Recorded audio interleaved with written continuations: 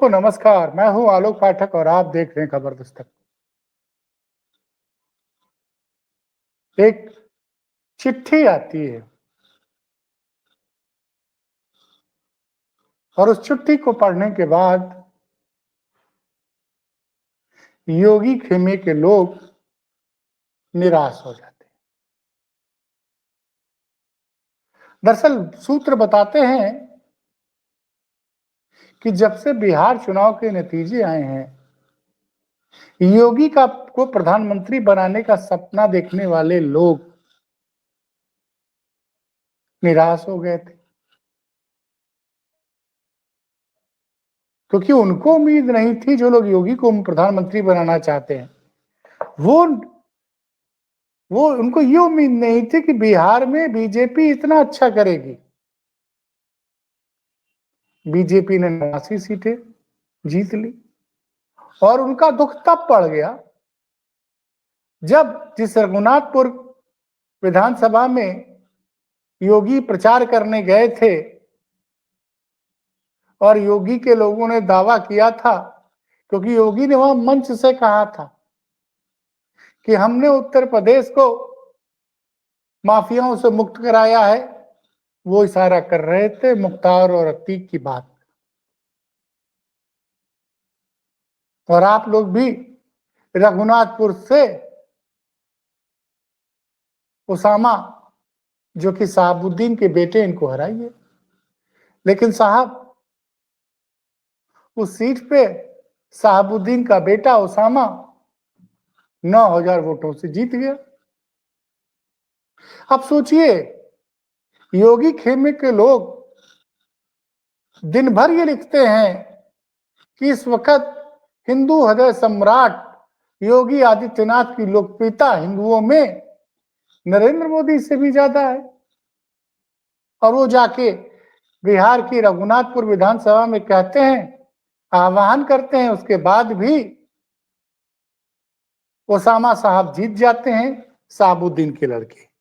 वहीं दूसरी तरफ बिहार में भारतीय जनता पार्टी 101 सीटों पर चुनाव लड़ती है और 89 सीटों पर उसको कामयाबी मिलती है, यानी 90% उम्मीदवार लगभग उसके चुनाव जीतने में कामयाब है। और बिहार में सह-प्रभारी थे केशव मौर्य।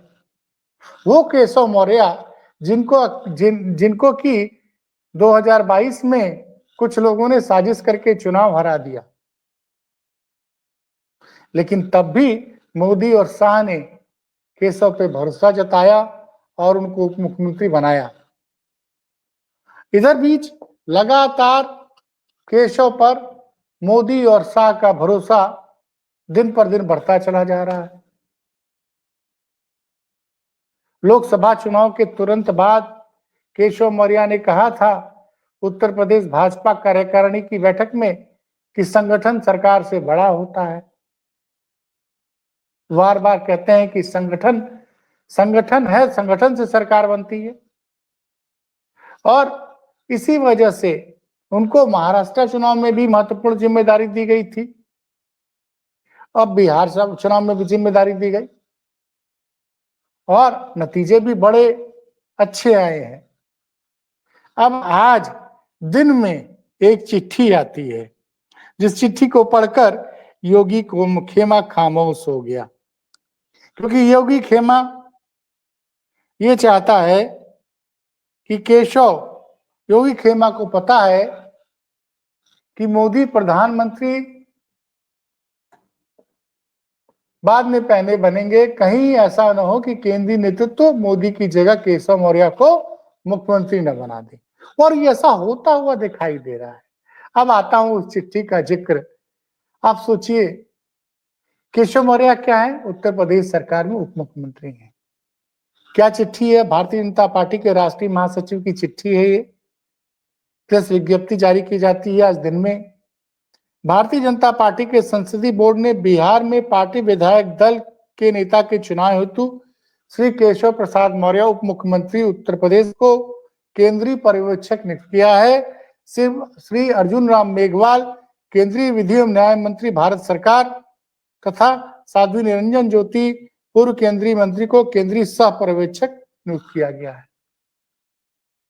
यानी केशव मौर्य, जो दैनिक भास्कर लिख रहा है कि केशव मौर्य बिहार का मुख्यमंत्री तय करेंगे। तो ये जिम्मेदारी किसने दी है? मोदी और शाह ने। तो मोदी ने केशव को बिहार का सीएम तय करने की बड़ी जिम्मेदारी दे दी और योगी खेमे में तो सन्नाटा पसर गया।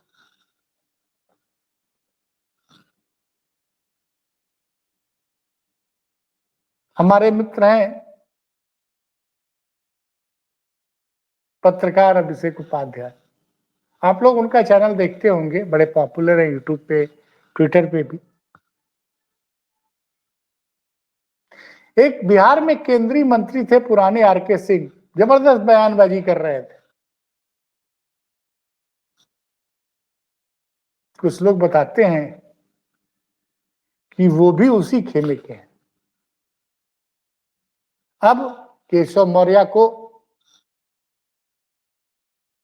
विभिन्न राज्यों में नेता चुनने का पर्यवेक्षक भेजा जाता है, मुख्यमंत्री चुनने के लिए या भारतीय जनता पार्टी विधायक दल का नेता चुनने के लिए। तो इसमें हमेशा बड़े नेता जाते हैं, कभी कहीं नितिन गडकरी को भेजा जाता है, कहीं राजनाथ सिंह को भेजा जाता है, और वो जिम्मेदारी अब दे दी गई केशव मौर्य को।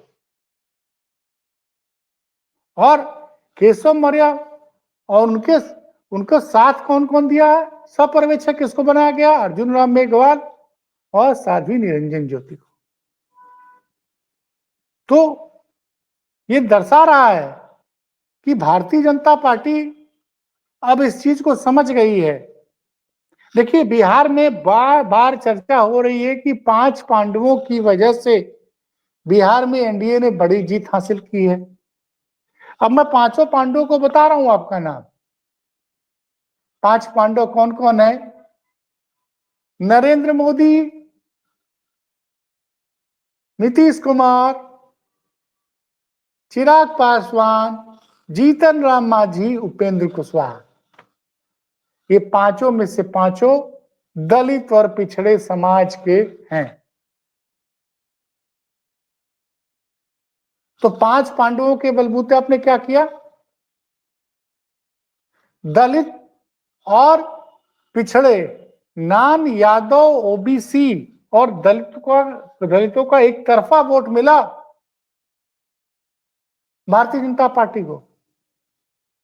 नॉर्मली किसी राज्य में लोकसभा चुनाव में जो जितना वोट मिलता है एनडीए को, जब विधानसभा चुनाव आते हैं तो उसमें सामान्यतः कुछ वोटों में कमी आ जाती है।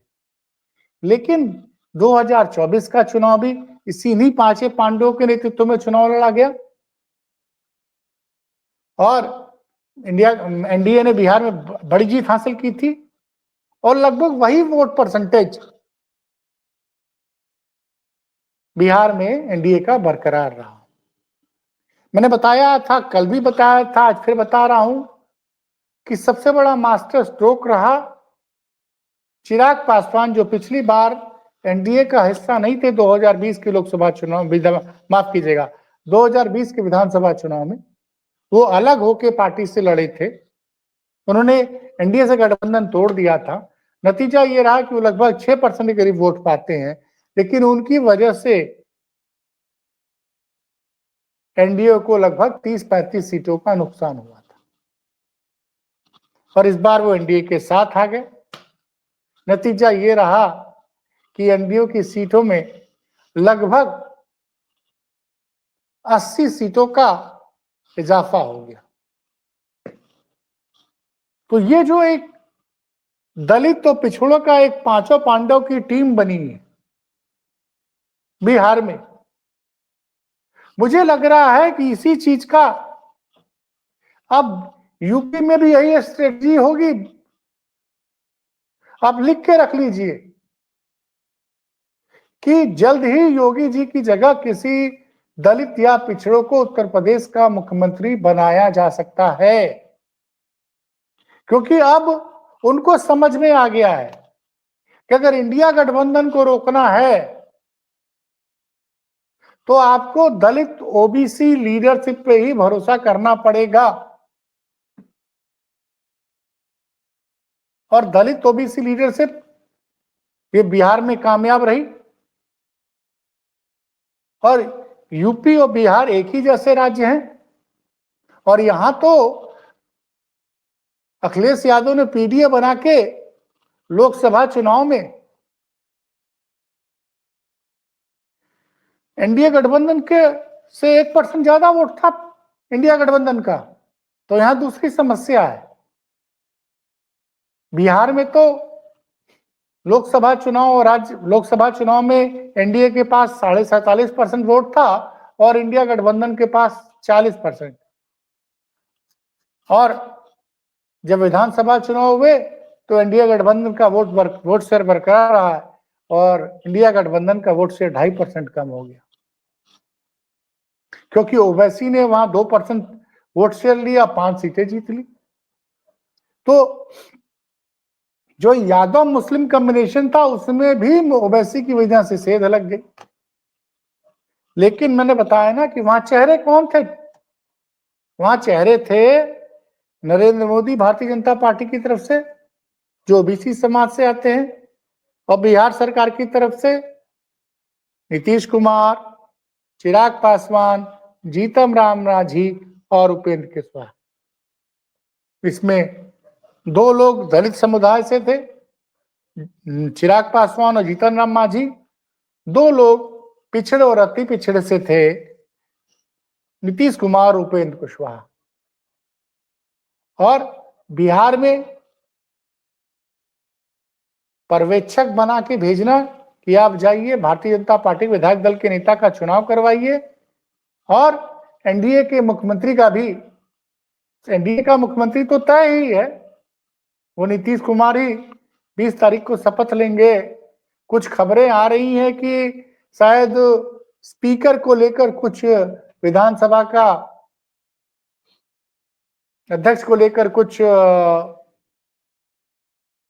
बातचीत चल रही है अभी जेडीयू में और बीजेपी में। एक तो ये, दूसरी बात ये बताई जा रही है कि अब की बार 3 उप मुख्यमंत्री रहेंगे। तो एक उप मुख्यमंत्री दलित समाज से भी होगा, एक ओबीसी समाज से और एक सामान्य वर्ग से होगा। अब पूरी पिक्चर तो 20 तारीख को क्लियर होगी। वैसे तमाम लोग तमाम तरह के आरोप लगा रहे हैं। 14 तारीख के बाद आज प्रशांत किशोर पहली बार मीडिया के सामने आए और पहले तो कह रहे थे कि जेडीयू 25 से कम सीटें पाएगी तो हम राजनीति छोड़ देंगे, लेकिन अब आज उन्होंने नया राग आलाप दिया। उन्होंने कहा कि बिहार में स्वरोजगार के लिए जो 1.5 करोड़ महिलाओं को 10-10 हजार रुपए दिए गए हैं, उसका बचा हुआ 1,90,000 रुपया इन 1.5 करोड़ माताओं बहनों को अकाउंट में बिहार सरकार अगले 6 महीने में अगर ट्रांसफर कर देगी, तो मैं राजनीति से संन्यास ले लूंगा। तो कुल मिला जुला के प्रशांत कुमार एक और पत्रकार वार्ता में एक नया दांव और खेला कि मैंने उन क्षेत्रों में अपनी पार्टी के लोगों को बोला कि आप लोग सर्वे करके आइए, अपनी टीम को भेजा जिस जगह पे उपेंद्र कुशवाहा की टीम चुनाव जीती है। तो बता रहे थे, शायद मधुबनी का जिक्र कर रहे थे कि मधुबनी में मेरे लोग गए, सर्वे किए, पता चला वहां 30% लोगों को उपेंद्र कुशवाहा की पार्टी का सिंबल तक पता नहीं है। लेकिन अब कमाल की बात यह है कि आज की डेट में एक चीज समझ में नहीं आती है, ये कहां सर्वे किया, कैसे सर्वे किया। मतलब आपको जनता ने नकार दिया, आप उस सच को स्वीकार नहीं कर रहे हैं, अब आप नए नए बहाने बता रहे हैं। दूसरी तरफ एक ऑडियो वायरल हुआ है बड़ा जबरदस्त, और एक तथाकथित पत्रकार है कन्हैया बेल्लारी, मैं नहीं जानता हूं कि किस संस्थान में उन्होंने नौकरी की है, क्या किया है, लेकिन अपने आप को स्वयं भी पत्रकार बिहार विशेषज्ञ बताते हैं। इन्होंने कल रोहिणी जी आचार्य को लेकर कुछ बोल दिया था। तो आज लालू जी की बेटी रोहिणी आचार्य ने उनसे बात की और अपनी बातचीत का रोहिणी आचार्य ने अपनी बातचीत का पूरा ऑडियो सोशल मीडिया पे डाल दिया है। तो लालू परिवार के विवाद में कन्हैया बेल्लारी कूद गए और जिस तरह से कल उन्होंने टीवी चैनल पे बयान दिया है उससे रोहिणी बड़ी नाराज दिखी। रोहिणी आचार्य की नाराजगी आरजेडी के लिए एक बहुत बड़ा संकट बन गया है। कल आरजेडी विधायक दल की बैठक के बाद लालू जी की आवास के बाहर आरजेडी के समर्थकों ने संजय यादव के खिलाफ जबरदस्त नारेबाजी की। जनता में जबरदस्त आक्रोश है संजय यादव के खिलाफ। तो एक तरफ तो इतनी करारी हार कि आरजेडी जो पिछली विधानसभा में 80 से ज्यादा सीटों पे विधायक थी उसके पास, इस बार सिर्फ 25 पे सिमट गई। कांग्रेस का भी बड़ा बुरा हाल हुआ है। वहीं कुछ यूट्यूबर्स इस तरह की खबरें चला रही हैं कि नीतीश जी तेजस्वी के साथ मिलकर फिर से सरकार बना सकते हैं। तो तमाम तरह की अफवाहें चल रही हैं। लेकिन अब कुछ लोग ये कह रहे हैं कि नीतीश जी इसीलिए इस्तीफा नहीं दे रहे हैं। क्या सच है ये क्या नहीं हमें नहीं पता। हम अफवाहों पे अब ज्यादा दिमाग नहीं लगाना चाहते हैं। हम आपको जो तथ्यात्मक खबरें हैं उनका विश्लेषण आप तक पहुंचाने की कोशिश करते हैं।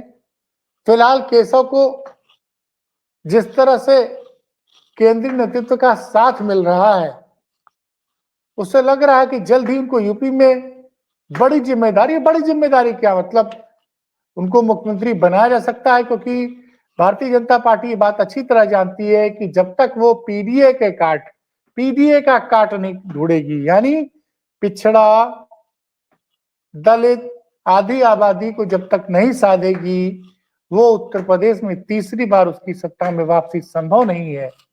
इसलिए आप और लगातार जिस तरह से केशव मौर्य को जिम्मेदारी दी जा रही है, पहले बिहार चुनाव में सब प्रभारी बनाया गया, अब उनको जिम्मेदारी दी गई कि जाइए भारतीय जनता पर्यवेक्षक बन के केंद्रीय पर्यवेक्षक बना के भेजा है। वो भाजपा विधायक दल के नेता का भी चुनाव करवाएंगे और बिहार में मुख्यमंत्री के चयन में भी उनकी बड़ी भूमिका रहेगी। तो ये एक बड़ी खबर फिलहाल थी। ठीक है, केस कि मोदी और शाह लगातार केशव को नई जिम्मेदारी दे रहे हैं। स्वाभाविक सी बात है, इससे योगी खेमे में मायूसी फैलनी स्वाभाविक है। खबर में कोई और अपडेट आएगा तो मैं